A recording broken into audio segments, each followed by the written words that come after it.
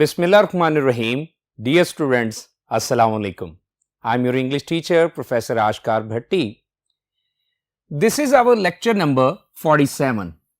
And in this lecture, there is translation and we are going to translate 3 Urdu paragraphs into English as a drill. First paragraph is on whiteboard and the others will be discussed on the next board.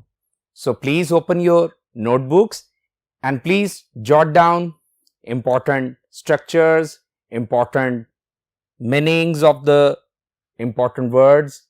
So please take out your notebook. We are going to start the translation of this passage. So please let's start. 6 सितंबर एक ऐसा दिन है जब कौम अपने सिपाहियों, फ़िज़ाइया और बहरिया के जवानों की याद ताज़ा करती और उनको खिराज अकीदत पेश करती है. सेंटेंस लेंथी है, but don't get Bogle. Sentences lengthy हो तो उन्हें आप छोटे छोटे क्लॉजेस और फिर फ्रेजेस के साथ उन्हें ढालते जाएं और इस तरह आप उन्हें अच्छा ट्रांसलेट कर सकते हैं. और साथ ही साथ याद रखिए कि विकेबलरी अगर डिफिकल्ट हो तो आप अपने जहन में उनके आसान क्या हैं मफहूम व मानी को समझें और ग्रामेटिकली करेक्ट क्या है स्ट्रक्चर के साथ उन्हें सेंटेंस में ढाल दें तो आप यकीनन इन डिफिकल्टीज पे गलबा पा सकते हैं. सो सेंटेंस क्या है? 6 सितंबर एक ऐसा दिन है. इस पहले हिस्से को पहले ट्रांसलेट करेंगे. The 6th of September is the day. तो यहां तक बात समझ आई क्या? The 6th of September is the day. अब डेफिनेट आर्टिकल का जो यूज है वो आप जानते होंगे कि वो स्पेसिफिकेशन ऑफ कॉमन नाउन के लिए इस्तेमाल किया जाता है. जैसे कि मैंने कहा इज द डे, तो उससे ट्रांसलेट क्या हो गया? ऐसा दिन है. और फिर है तो डेफिनेटली प्रेजेंट है, इज द डे. और याद रखिए जब मैंने 6 सितंबर के साथ दा लगाया है तो असल में जो न्यूमरल एडजेक्टिव होते हैं, एडजेक्टिव ऑफ नंबर होते हैं, उसमें एक एडजेक्टिव होता है जिसे ऑर्डिनल एडजेक्टिव कहते हैं, यानी फर्स्ट, सेकेंड, थर्ड एटसेट्रा. इसके साथ ये जो ऑर्डिनल एडजेक्टिव्स होते हैं इनके साथ हम क्या लगाते हैं? डेफिनेट आर्टिकल लगाते हैं. दैट्स व्हाई मैंने ट्रांसलेट किया the 6th of September is the day. आगे देखिए, जब कौम अपने सिपाहियों, फ़िज़ाइया और बहरिया के जवानों की याद ताजा करती है तो इसको क्या करेंगे? When the nation remembers. याद ताजा करती है, कंफ्यूज होने की जरूरत नहीं है. याद ताजा करना होता क्या है? इसे आसान समझिए कि ये रिमेंबर होता है, रिकॉल होता है. तो बस ऐसे ही करना चाहिए. When the nation remembers the men of its army, air force and navy. और आगे देखिए, और उनको खिराज अकीदत पेश करती है तो क्या कहेंगे? And pays homage to them. So हां, खिराज अकीदत के लिए ट्रिब्यूट भी हो सकता है, होमेज भी हो सकता है. सो इस तरह कोई आसान जो वर्ड है उसको आप चूज करें और उसे करेक्ट क्या है स्ट्रक्चर में ढाल के आप सेंटेंस को ट्रांसलेट कर सकते हैं. सो नेक्स्ट सेंटेंस की तरफ चलते हैं. यही दिन है जब हम मुसल्लह अफवाज के अरकान और हर शोबा जिंदगी से ताल्लुक रखने वाले शहरी खलूस और वफादारी से मुल्क की खिदमत का अज़्म करते हैं. अब यहां तक भी सेंटेंस काफी लेंथी है, लेकिन क्या करेंगे? यही दिन है तो यहां पे भी this is the day on which. This is the day on which we. अब हम कौन कौन?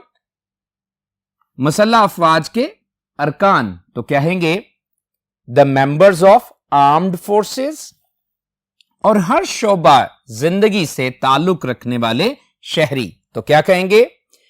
And citizen from all fields of life या ऑल वॉक्स ऑफ लाइफ या फिर ऑल डिपार्टमेंट्स ऑफ लाइफ, लेकिन ज्यादा बेहतर है कि यहां क्या कहा जाए, ऑल फील्ड्स ऑफ लाइफ या ऑल वॉक्स ऑफ लाइफ। तो क्या करते हैं, खलूस और वफादारी से मुल्क की खिदमत का अज़्म करते हैं। ऊपर वाली बात वहां तक समझ आई। तो अब यहां पे अज़्म करते हैं तो कहेंगे vow to serve the country sincerely and loyally. आप समझ रहे हैं, दोबारा देख लीजिए। This is the day on which we the members of armed forces and citizens from all fields of life vow to serve the country sincerely and loyally।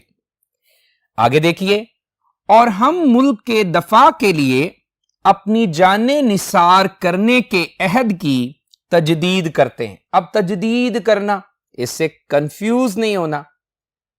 क्या करना है, इसको आसान समझना है कि अहद की तजदीद का मतलब है किसी चीज की रिन्यूअल होना। ठीक है, सो फिर क्या करेंगे, एंड रिन्यू आवर प्लेज।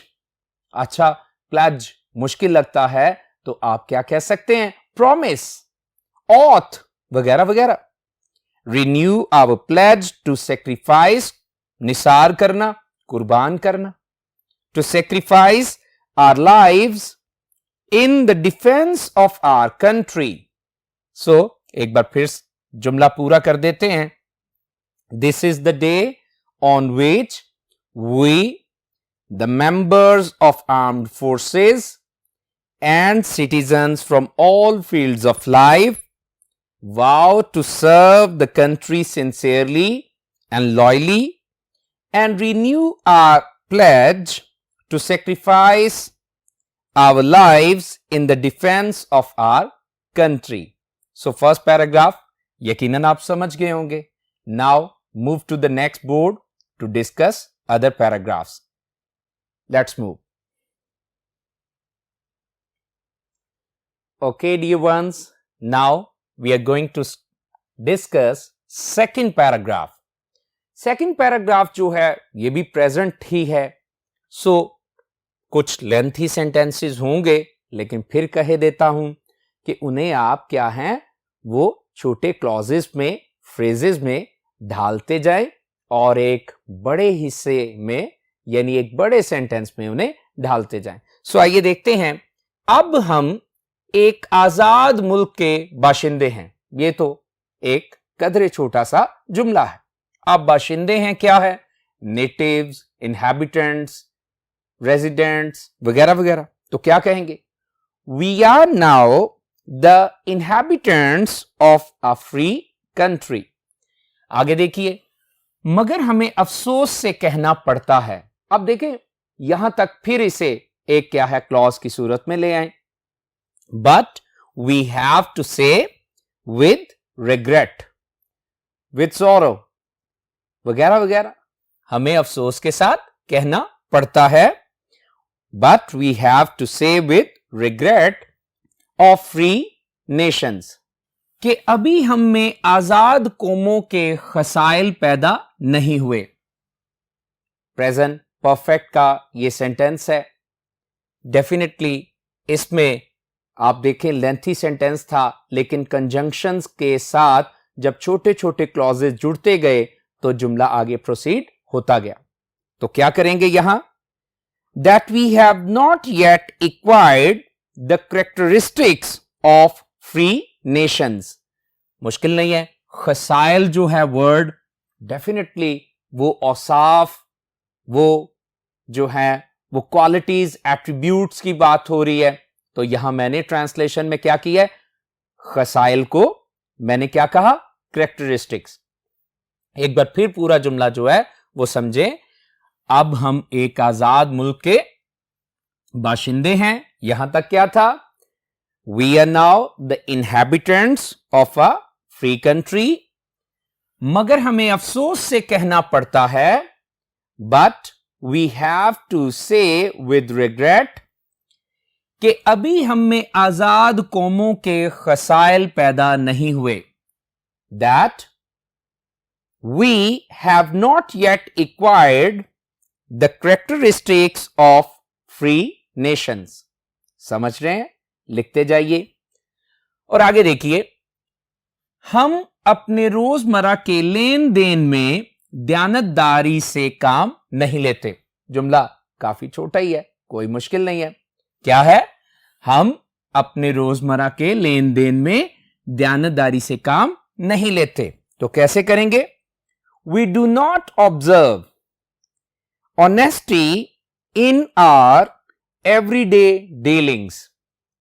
रोजमर्रा के लेन देन में भी आपने कंफ्यूज नहीं होना. क्या है? Everyday dealings. और फिर मैंने काम नहीं लेते, इसको कैसे ट्रांसलेट किया? We do not observe. और किसको ऑब्जर्व नहीं करते? दयानतदारी आसान है, ऑनेस्टी. सो आगे चलते हैं, लेकिन एक बार फिर देख लें. We do not observe honesty in our everyday dealings. Next sentence देखिए. मुलाजम पेशा हैं तो इन्हें पिछले कई बरसों से बददयानती की आदत हो चुकी है. प्रेजेंट परफेक्ट है, तो यकीनन हमने प्रेजेंट टेंसेस थारोली सीखे हुए हैं. तो क्या करेंगे? द एम्प्लॉइज, मुलाजम पेशा, the employees have become corrupt. Definitely ये बात अंडरस्टूड है कि बददयानती की जिन्हें आदत है वो क्या है? वो करप्ट कहलाते हैं. तो क्या कहेंगे? The employees have become corrupt for the last many years. पिछले कई सालों से. ये ऐसे औसाफ औसाफ हैं जो किसी कौम की राह में आहनी दीवार बनकर खड़े हो जाते हैं. अब बुरे औसाफ तो वहां पे खसाइल था, तो बात तो एक ही है, दो मुख्तलिफ अल्फाज है. तो अल्फाज को क्या है? आसान मफहूम माने में समझ के आप उन्हें अच्छा सा, जो भी इजी सा वर्ड हो उसे चूज करके ट्रांसलेट किया करें. तो यहां पे ये सेंटेंस जो है, ये ऐसे बुरे औसाफ हैं जो किसी कौम की राह में आहनी दीवार बनकर खड़े हो जाते हैं. तो कैसे करेंगे? These are such bad qualities that, एक बात याद रखनी है, such as या such that, ये क्या है? कोरिलेटिव कंजंक्शंस के कॉम्बिनेशन है. आपने भूलना नहीं, ये पेयर क्या है? such as या such that. तो यहां मैंने that कहा. These are such bad qualities that stand as an iron wall in the way of a nation's progress. अच्छा, ये भी हो सकता है in the progress of a nation. दोनों तरह से ये ठीक है. अब यहां पे in the way आया है, not on the way. Difference क्या है? वो ये है कि on the way कॉन्टिन्यूटी है, जब आप सफर कर रहे होते हैं तो तब on the way, लेकिन यहां पे दीवार बनकर खड़े हो जाते हैं तो यहां पे इन द वे आएगा, क्योंकि ये एक स्टैटिक और स्टिल जो है वो चीज होगी. सो फिर एक बार सुन लें कि these are such bad qualities that stand as an iron wall in the way of a nation's progress. हम में से हर एक को अपने आप का जायजा लेना चाहिए और इन आफाल से बचना चाहिए. यहां पे चाहिए का इस्तेमाल है. मॉडल वर्ब्स जो होते हैं, याद रखिए, वो सर्टेन एक्सप्रेशंस के लिए इस्तेमाल होते हैं और उनके बाद, मॉडल वर्ब्स के बाद हमेशा फर्स्ट फॉर्म ऑफ वर्ब को इस्तेमाल करते हैं. यहां पे चाहिए की बात है तो शुड या ऑट टू जैसी बात को इस्तेमाल करेंगे. शुड या ऑट टू मॉडल वर्ब के तौर पे इस्तेमाल होंगे और उसके बाद फर्स्ट फॉर्म ऑफ वर्ब हम लगाएंगे. तो कैसे कर सकते हैं? जनरल बात करनी है तो शुड, और अगर इसे मॉरल ऑब्लिगेशन समझते हैं तो ऑट टू भी इस्तेमाल कर सकते हैं. एवरी वन ऑफ अस, क्योंकि क्या लिखा था, हम में से हर एक को, तो every one of us should take stock of himself. पहली तो बात है एवरी वन है तो फिर हिमसेल्फ आएगा, क्योंकि एवरी वन हमेशा किसी एक को रिप्रेजेंट करता है, तो दैट्स वाई हिमसेल्फ क्या है यहां पे इस्तेमाल होगा। और अगली बात, शुड के बाद मैंने कहा था फर्स्ट फॉर्म, क्योंकि वो एक मॉडल वर्ब है, तो क्या मुहावरा इस्तेमाल किया, इडियम क्या है, टेक स्टॉक ऑफ हिमसेल्फ। बात याद रखनी है, आप एनालाइज भी कह सकते हैं, ठीक है, आसान, और इसके अलावा एग्जामिन भी कह सकते हैं, लेकिन मैंने एक इडियम यूज कर दिया कि should take stock of himself. आप ये भी कह सकते हैं every one of us should analyse himself या एग्जामिन हिमसेल्फ वगैरह वगैरह। और इन अफाल से बचना चाहिए, बहुत आसान है, एंड अवॉइड दीज एक्शंस। अफाल अमाल क्या होते हैं, एक्शंस, डीड्स। तो इस तरह ये पैराग्राफ भी हमने सॉल्व कर लिया। आइए अब थर्ड पैराग्राफ में हम चलते हैं, और इसमें पैराग्राफ तो प्रेजेंट का ही है लेकिन कुछ और भी मॉडल वर्ब्स का इस्तेमाल है, तो आइए देखते हैं। मुल्क के नौजवानों, स्कूलों और कॉलेजों के तलबा को फौजी तालीम देने की जरूरत है। अब क्या करना है, आसान सा ये सेंटेंस है, तो कहेंगे इट इज नेसेसरी। इट जो है ये इंट्रोडक्टरी सब्जेक्ट होता है और नेसेसरी जरूरत है, तो क्या है, it is necessary to give military education to youth of the country and students of schools and colleges. Understood? एक बार फिर सुन लें, मुल्क के नौजवानों, स्कूलों और कॉलेजों के तलबा को फौजी तालीम देने की जरूरत है।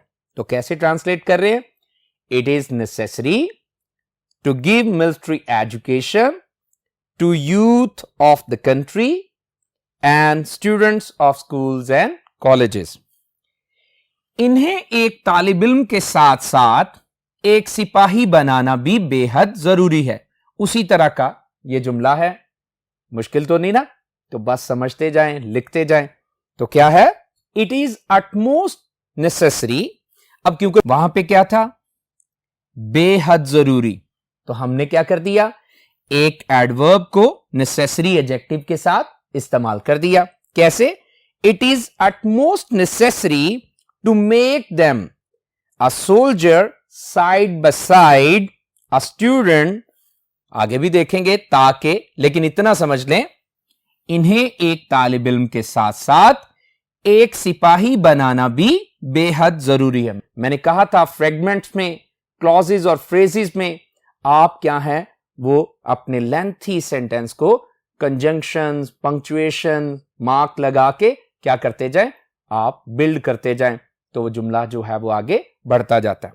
तो अभी हमने इस हिस्से को ट्रांसलेट किया है, आगे देखेंगे ताकि हमारा मुल्क दफाई एतबार से मजबूत हो सके। जुमला यहां तक है, लेकिन पहला हिस्सा क्या है, it is utmost necessary to make them a soldier side by side a student. अच्छा, यहां पे एक बात याद रखनी है, साथ साथ, तो साइड बाय साइड भी हो सकता है, एज वेल एज भी हो सकता है दरमियान में, और यह भी हो सकता है कह दें हम it is utmost necessary to make them soldier cum student, यह भी हो सकता है। और फिर यह भी हो सकता है it is utmost necessary to make them a soldier as well as a student.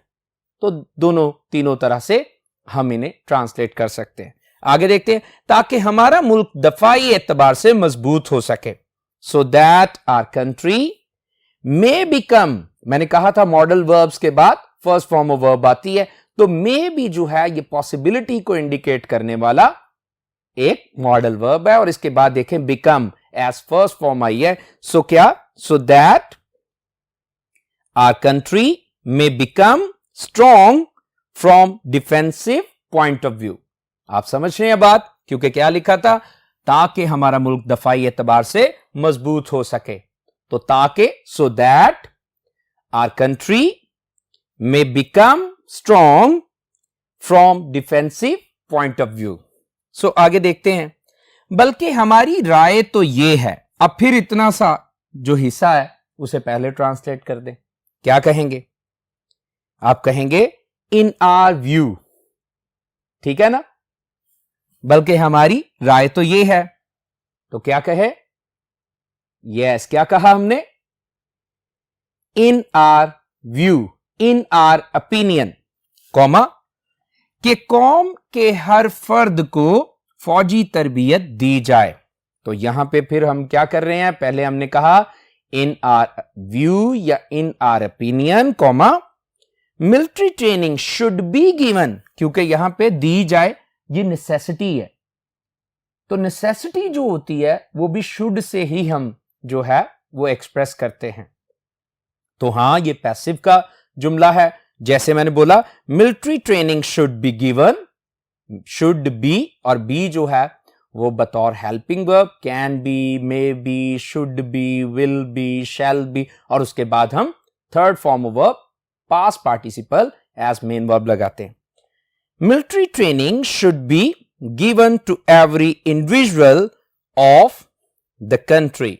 देखें, हर फर्द को फौजी तरबियत दी जाए, तो यहां तक ऐसे भी ठीक है। In our view military training should be given to every individual. आगे चलते हैं। इस वक्त हमारे मुल्क में बेशुमार अंजुमने कायम हैं, तो क्या कहेंगे? आसान है, तो कहेंगे एट प्रेजेंट या नाउ, दोनों तरह से ठीक है। इस वक्त, at present there are many societies in our country या इन द कंट्री।